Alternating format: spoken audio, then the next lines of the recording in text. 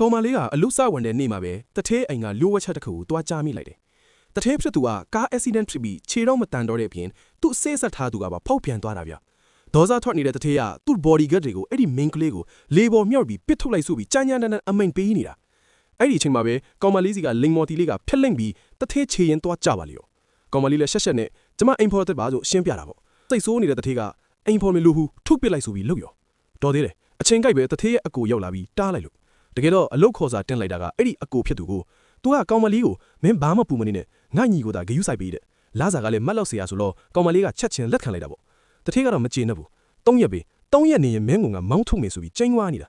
အခန်းထဲရောက်တော့ကောင်မလေးအန်အောသွားတယ်အခန်းကအကျေကြီးသူကြိုက်တဲ့အယုတ်တွေတောင်ပါတယ်ပျော်စရာကြီးပေါ့ကျွန်မပဲအရင်လှုပ်ထားတဲ့အိမ်ဖော်ကိုမေးလိုက်တော့ဟိုကအထုပ်ဆွဲပြီးထပ်ပြေးပါလိရော